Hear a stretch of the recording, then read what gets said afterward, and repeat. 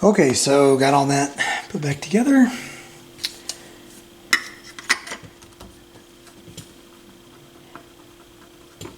So I want to show you this adjustment procedure and how the adjustment screw affects how the record tracks. Alright, and I did replace the lamp. It's a blue, it's like a painted blue lamp. I'm pretty sure it's painted because it's got some paint there, but I need to, so right now it's just white over there, which doesn't bother me. Alright, so it is, I adjusted tracking for, now I've adjusted tracking for this ADC cart. So turn it on, and then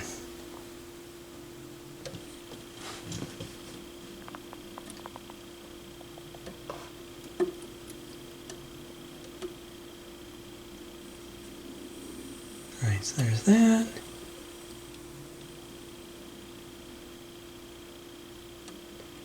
Oh. Come on. Okay.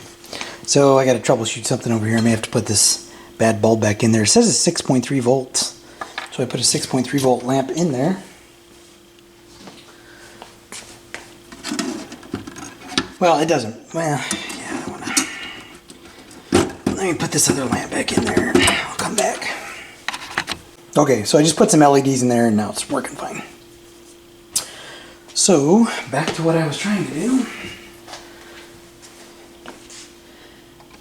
What I want to do is show you, and it's easier to kind of show you this from the back. But the way this works is,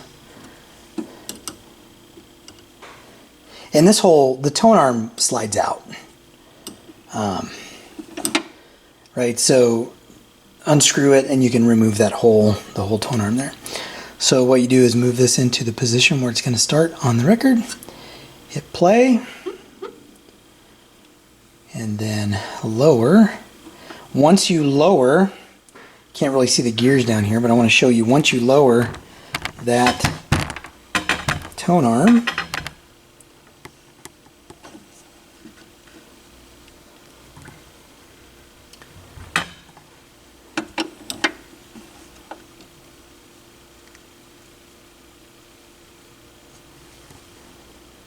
whoops, I don't think something's not adjusted right.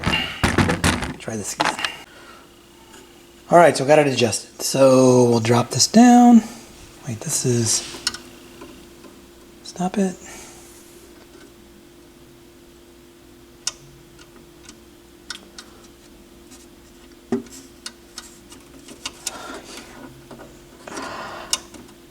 This I don't understand.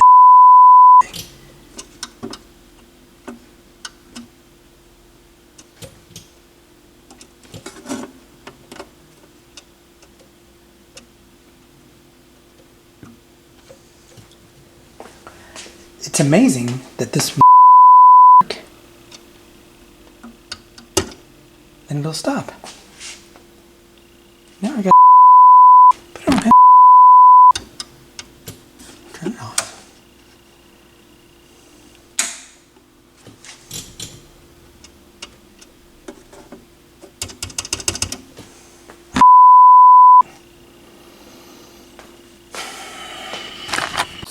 Okay, so adjusting that screw in the back, I wanted to try to get a better angle of this moving. So there, it's at the start of the record. Now, what I do with mine is just to make sure everything's kind of lubed up and ready to go, move it around a little bit. Start. That sure looks like it's running fast. Wow, could have run any freaking faster than that. I don't understand this turntable at all. So I had to cut away and figure out what was going on with this thing. Finally got the speed adjusted. finally got the linear tracking speed adjusted. So you can see it's tracking with the tone arm. Got the speed adjusted, got the lights figured out. And here's what the problem was. When I took the top off of this, there was a piece of cardboard, and that piece of cardboard insulates the top from a part of the motor. So what was happening is basically there was a short, right? So that's why I couldn't get speed to work. I couldn't get lights to work. So now you can see I did not replace any lamps.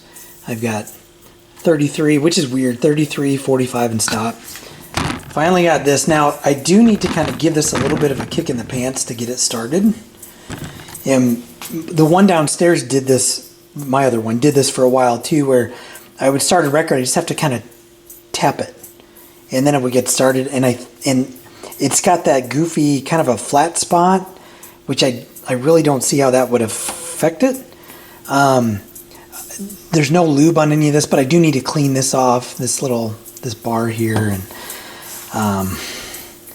you know, do some other maintenance to it. But man, this took way too long. This should have been like a 30-minute thing, and I've been out here for probably an hour and a half because of the stupid shorting issue, and then trying to get this figured out. So anyway,